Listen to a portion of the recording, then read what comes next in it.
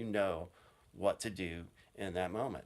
If you're just having a little downtime rest and you have to come alive and make it happen, you don't have time to sit there and have a business meeting to discuss all your objectives and all your different ways of things that you can make.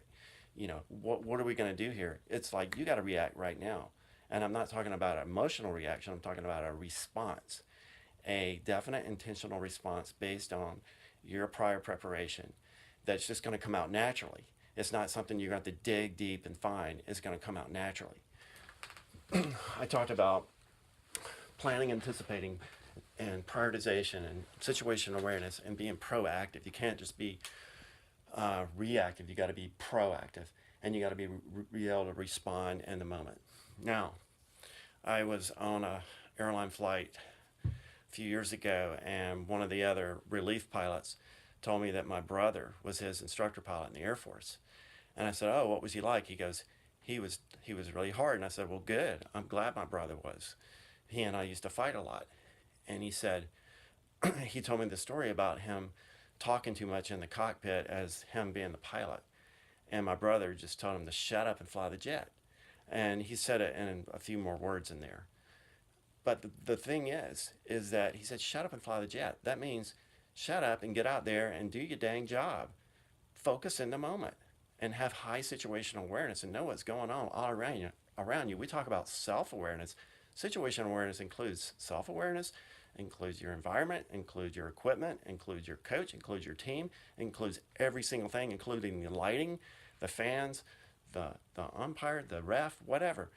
Everything is within that realm of situational awareness, and you've got to know what's going on and how to respond and how and what you can control, because most of the things you can't control, but you can control your attitude, effort, and your focus. And those things will keep you centered in the moment, along with breathing.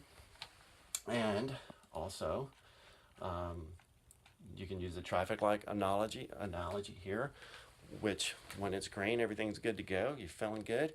When it's yellow, you're starting to get that little heart rate increase and you're starting to kind of feel that emotional tension. And then when it's red, that's like full blown alert. I need to take a time out. I need to go sit on the bench. I need to take a few deep breaths, deep relaxation breathing, whatever it takes. Let's talk quickly, because I know I'm running out of time here, about grit, my acronym GRIT, goal setting. You got to know your process. You got to do your process, or otherwise your performance is not going to reflect it. So deal with that. Intertwine your mental toughness with goal setting. With your self-regulation, I think I've covered that. You got to be able to control your emotions, and your breathing can help you do that.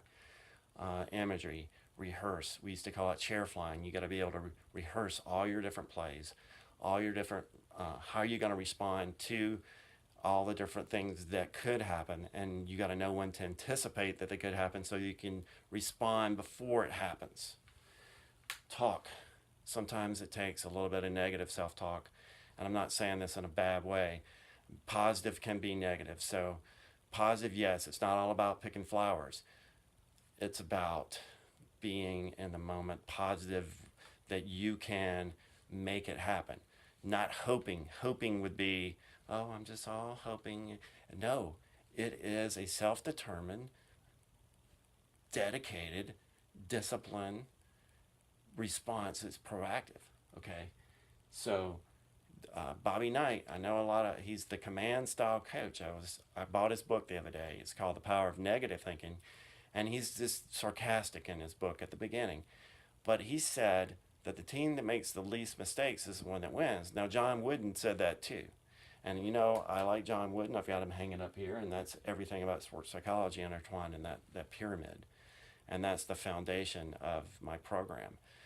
But Bobby Knight said the same thing. The guy that makes the least mistakes. And I say, that's true. And in my business, the guy that makes the least mistakes is the one that gets to live again. And I know a lot of friends. I've got a lot of friends who are out there who didn't make it. And they expect people like me to still be proactively engaged and growing myself like I'm doing in this degree and drawing from the past to impact the present for the future.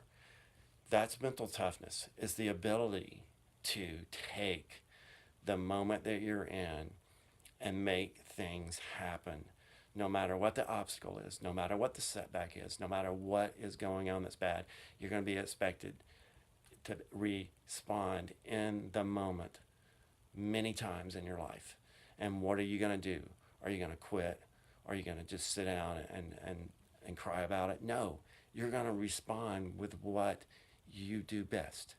You're going to respond with what you have prepared in your heart, your mind, and your soul to do for that moment. Thank you for listening to me. I look forward to watching your videos. Thank you.